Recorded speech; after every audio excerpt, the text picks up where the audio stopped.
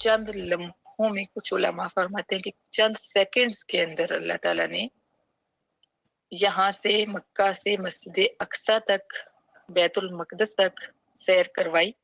बुराक जो है, जिब्राइल अमीन एक सवारी लेकर आए जिसका नाम बुराक था। बुराक के ऊपर बिठाकर आप सल्लल्लाहु अलैहि वसल्लम को बैतुल मकदस तक लेके गए। बैतुल मकदस को मस्जिद अक्सा क्यों कहा जाता है? क्योंकि ये अरब से बड़ी दूर थी, तो अक्सा का मतलब होता है दूर, तो अरब वालों ने इसका नाम मस्जिद अक्सा डाल दिया, यानी दूर वाली मस्जिद। तो इसकी बड़ी ताजीम है। आजकल अल्लाह ताला इसको मुसलमानों की खुशबख्ती बनाए कि हम इसको आज़ाद करवा सके। इसकी बड़ी ज्यादा ताजीम है और बड़ी अहादीस में इसके अजमत के बारे में जो है आयात आती हैं। उनमें से एक का मफहूम मैं आपको बता देती हूँ कि आप सल्लल्लाहु अलैहि वसल्लम ने फरमाया कि 3 सफर जो है वो नेकी की नीयत से किए जा सकते हैं। 3 मस्जिदों की तरफ ज़ियारत के लिए जाना जो है वो भी एक नेकी है। वैसे तो आप हर मस्जिद को ज़ियारत के लिए जाके देख सकते हैं, छोटी मस्जिद हो या बड़ी मस्जिद हो, आप जाके उसकी ज़ियारत करें, देखें, लेकिन उसकी सिर्फ ज़ियारत के लिए जो सफ़र है ना, वो सफ़र सवाब का बायस नहीं बनता। लेकिन 3 मस्जिदें ऐसी हैं जिनके लिए आप सफ़र के लिए निकले, तो वो सफ़र भी जो है आपका इबादत में लिखा जाता है। उनमें से बैतुल मकदस है, यानी मस्जिद अक्सा है, और मस्जिद हराम है, यानी बैतुल्ला है, और मस्जिद नबवी है। ये 3 मस्जिदें जो हैं, इनकी तरफ सफ़र करने में भी हदीस मुबारक के मुताबिक सफ़र भी इनका जो है बायसे अजर होता है कि उनकी तरफ सिर्फ आप उनको देखने के लिए जाएं। तो बाकी मसाजिद के लिए ये नहीं है, सिर्फ 3 मस्जिदों के लिए खास तौर पे आपने फरमाया। तो इससे हमें पता चलता है कि जितनी इज्जत और तकरीम और जितनी अहमियत हमारे लिए मस्जिद हराम की है, जितनी अहमियत हमारे लिए मस्जिद नबवी की है, वही अहमियत मुसलमानों के लिए मस्जिद अक्सा बैतुल मकदस की है। तो इस चीज को भी हमें समझना चाहिए। तो अल्लाह फरमाते हैं, सुबहानल्लज़ी, पाक है वो जात, असरा भी अब्दी ही, जिसने अपने बंदे को सैर करवाई। सबसे पहले इस चीज को, इस मोजज़ा को अल्लाह ताला ने अपनी जात के साथ मंसूब फरमाने के लिए फरमाया कि पाक है वो जात जिसकी ये कुदरतें हैं कि उसने अपने बंदे को इतने कम टाइम में मस्जिद हराम से मस्जिद अक्सा और मस्जिद अक्सा से जन्नत तक की सैर करवाई। तो ये उस पाक जात के की कुदरतें हैं, ये उस पाक जात की ही हिकमतें हैं और उसके ही इख्तियार में है कि उसने ये सब करवाया। यानी इसके अंदर आप सल्लल्लाहु अलैहि वसल्लम का नहीं, बल्कि अल्लाह ताला का जो है अल्लाह ताला की कुदरत शामिल थी, और आप सल्लल्लाहु अलैहि वसल्लम की ये अजमत थी, आप सल्लल्लाहु अलैहि वसल्लम की ये इज्जत थी कि अल्लाह ताला ने आपको आसमान तक उठा के सैर करवाई। अब कुछ लोग कहते हैं कि ये वाकया जो था ये ख्वाब में पेश आया था। इसके बारे में मुख्तलिफ जो है इख्तिलाफात हैं। तो उलमा इसका रद्द इस तरह से फरमाते हैं कि अगर ये वाकया ख्वाब में पेश आया होता तो इसमें कोई इतनी खास बात क्या थी, क्योंकि ख्वाब में तो हम आसमानों पे भी, आम इंसान भी चला जाता है, ख्वाब में क्या कुछ नहीं देख लेता। ख्वाब में हम भी बहुत कुछ, आम इंसान भी बहुत कुछ देख लेता है। तो फिर इसमें खास क्या था कि अल्लाह ताला ने उसको इतना अहम करके पेश फरमाया? तो खास यही था कि ये ख्वाब ना था, बल्कि ये हकीकत थी। आपका हकीकी बदन जो था, जो दुनिया में जिसके साथ आप जिंदगी गुजार रहे थे, वही जिस्म रूह समेत सवारी पे सवार होकर गया था और पहले मस्जिद अक्सा में गया। अब मस्जिद अक्सा में जाने का क्या, लेके जाने का क्या मकसद था, इसके भी कुछ वजूहात उलमा इकराम ने बयान फरमाई हैं कि चूंकि आप खातमुन नबिय्यीन थे, चूंकि आप इमामुल अंबिया थे, इस वजह से अल्लाह ताला ने दोनों किबले आप सल्लल्लाहु अलैहि वसल्लम के अंडर दे दिए। यानी किबला बैतुल मक़दस भी और किबला खाना काबा भी, बैतुल्ला भी, दोनों किबले आप सल्लल्लाहु अलैहि वसल्लम के अंडर कर दिए।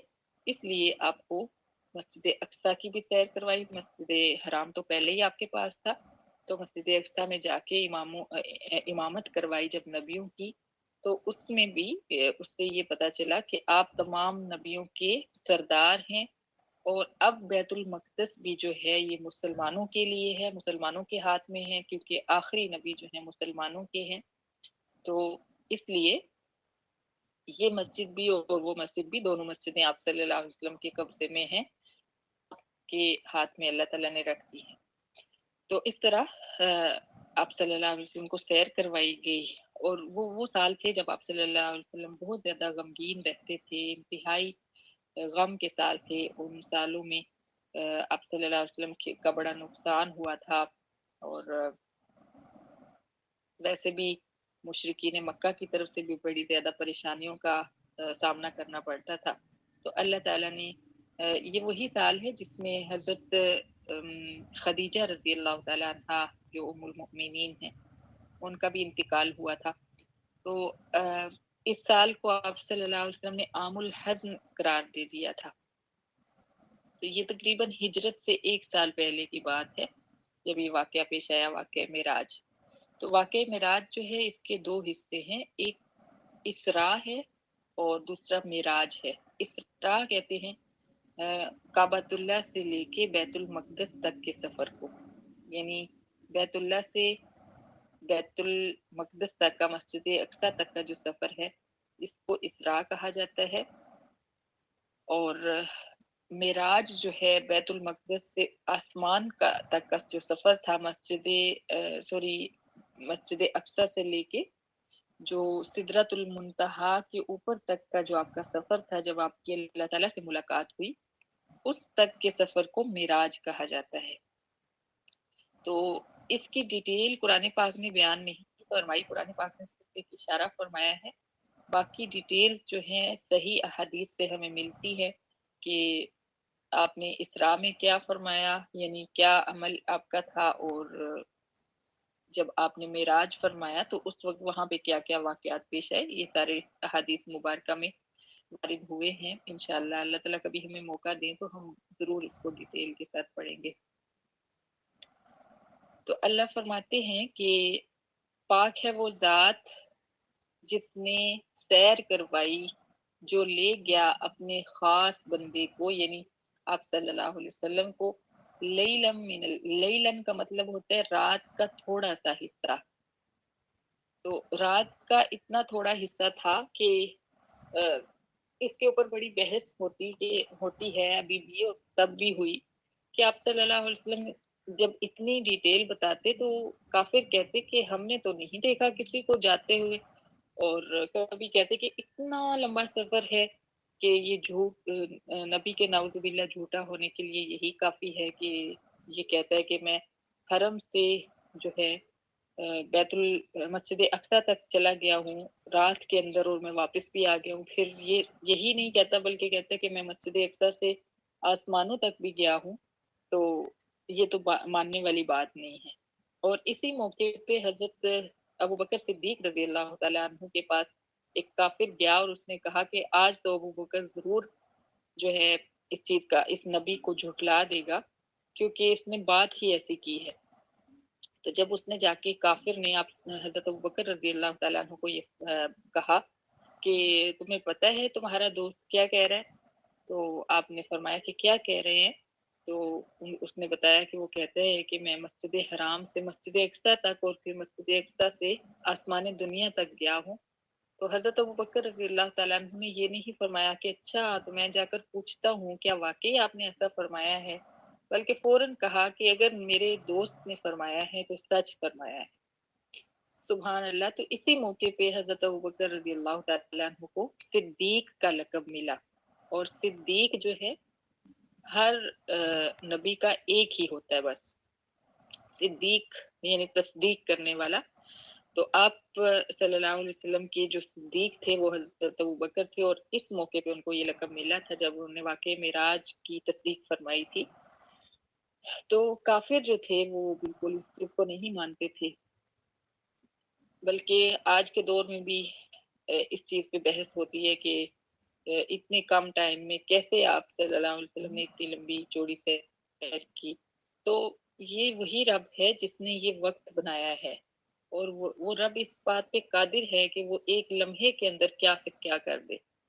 تو اسی رب نے ایک لمحے کے اندر، ایک سیکنڈ کے اندر، بلکہ سیکنڈ سے بھی کے بھی ہزارویں حصے کے اندر یہ پوری سیر جو تھی آپ صلی اللہ علیہ وسلم کو کروا دی تھی، اور اس میں بڑی ڈیٹیل آتی ہے۔ ایسا نہیں کہ سرسری ایک نظر دیکھا، بلکہ مسجد حرام، مسجد اقصی میں جا کے آپ صلی اللہ علیہ وسلم نے تمام انبیاء کو جماعت کروائی۔ اللہ تعالیٰ نے انبیاء کو مثالی جسم دے دیے، انبیاء کی روحوں کو، اور انہوں نے آپ صلی اللہ علیہ وسلم کے پیچھے نماز پڑھی۔ پھر اس کے بعد آپ آسمان دنیا پہ گئے، وہاں پہ آپ نے جنت اور جہنم کے نظارے کیے، اور آپ صلی اللہ علیہ وسلم نے ایک محل بھی دیکھا جس کے بارے میں آپ کو بتایا گیا کہ وہ آپ کا محل ہے، یعنی وہ مقام محمود ہے۔